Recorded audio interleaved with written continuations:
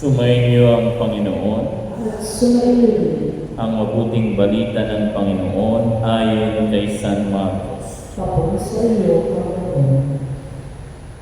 Noong panahon iyon, sinabi ni Jesus sa mga tao, ang paghahari ng Diyos ay may tutulad sa isang nag-aasik ng binhi sa kanyang bukid. Pagkatapos niyon, magpapatuloy siya sa kanyang pang-araw-araw na gawain. Tutubo at lalago ang binhi nang hindi niya nalalaman kung paano. Ang lupa'y siyang nagpapasibol at nagpapabunga sa mga pananim. Usbong muna sa kauhay na pagkatapos ay maiitig sa mga butil. Pagkahinog ng mga butil, agad itong ipagagapas sapagkat dapat nang anihin. Saan natin ihahambing ang paghahari ng Diyos? Sabi pa ni Jesus, anong talinghaga ang gagamitin natin upang ilarawan ito? Tulad ito ng butil ng mustasa, na siyang pinakamaliit sa lahat ng binhi. Kapag natanim na at lumago, ito'y nagiging pinakamalaki sa lahat ng puno ng gulay. Nagkakasanga ito ng malalabay. Ano pa't ang mga ibon ay nakapamumugad sa mga sanga nito. Ang salita'y pinangaral ni Jesus sa kanila sa pamamagitan ng maraming talinghagang tulad nito, ayon sa makakaya ng kanilang pangunawa. Hindi siya nangaral sa kanila nang hindi gumagamit ng talinghaga, ngunit ipinaliwanag niya ng sarili na sa kanyang mga lagat ang lahat ng bagay. Ang mabuting balita ng Panginoon. Pinupuri ka, Panginoon Jesus. Magandang umaga po sa inyong lahat. Sa ating pong Ebanghelyo, ang dalawang talinghaga ng Panginoon ay tungkol po sa butil, o sa, sabi nga, sa seed. At coincidence or providential tungkol naman kay San Juan Bosco. Bakit kanya? Kasi po, itong butil, seed, ay maaring ebanghelyo, salita ng Diyos, at maaari rin mga mabubuting gawa at turo na pwede nating itanim, lalong-lalo na sa mga kabataan sa ngayon. Kaya alam nyo, lahat po tayo ay parang mga magsasaka. Ikaw at ako, tayo ay mga magsasaka ng Diyos. At ano ang ating itinatanim? Araw-araw ang siyang ating aanihin. Katulad ni San Juan Bosco, yung kanyang itinanim sa kanyang mga bata, umusbong at lumago. Kaya naman nagkaroon tayo ng mga batang santo tulad ni San Domenico Savio, San Laura, I think Blessed Laura Vicuña, na mga galing sa kanyang kongregasyon. Napaka-importante, mga kapatid, mga brothers and sisters, kung ano ang ating itinatanim araw-araw.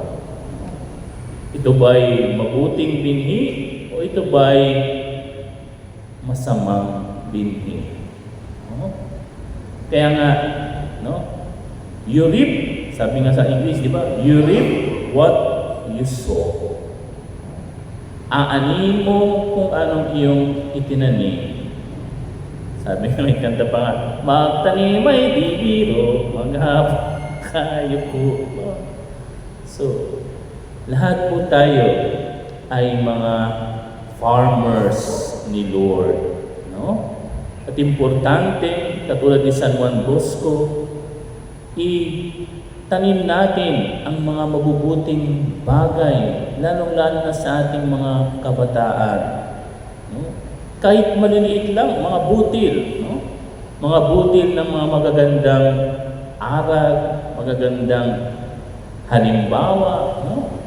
Gaano man po yung kaliit, huwag po kayong panghinaan ng loob. Huwag po kayong mawalan ng pasensya at ma-discourage.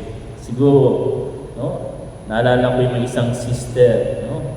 Sabi niya, Father, lagi kong sinasabihan yung aking mga apo na magsimba. No? Hindi naman nagsisimba. No? Ano bang gagawin ko, Father? Sabi ko, Nay, huwag po kayong tumigil. No? Hayaan po ninyo. No? Magsabi lang kayo ng magsabi, balay nyo.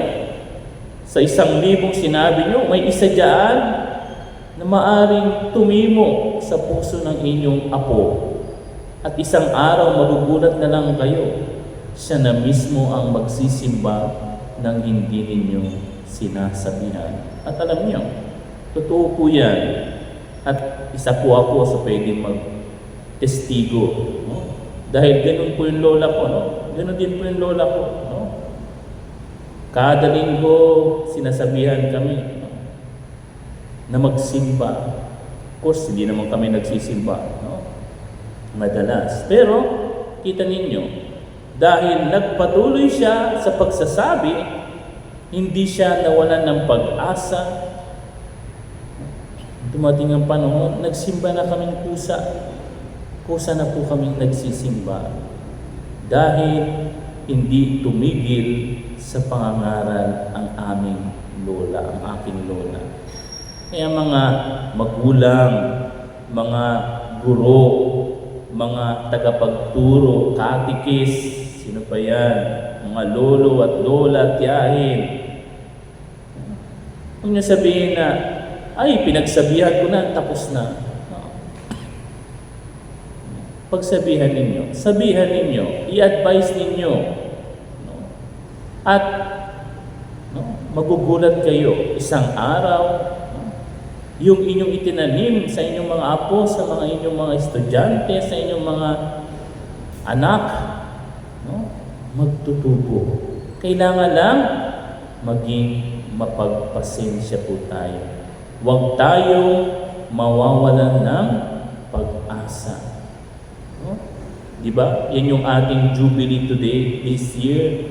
Jubilee of hope. Pag-asa. Kaya nga, importante, magtanim lang tayo ng magtanim ng mabubuti. Yun ang importante. Let us, kita niyo si Lord, no? Naghahasik siya. Hindi niya inaalintana kung saan napupunta, pero naghahasik siya, nagtatanim siya. Sana po, yan ang challenge sa inyo at sa akin ngayong araw na ito. At hingin natin ang tulong ni San Juan Bosco sa ating mga kabataan na lagi po tayong magtanim ng mabubuting salita, buting halimbawa sa ating mga kabataan.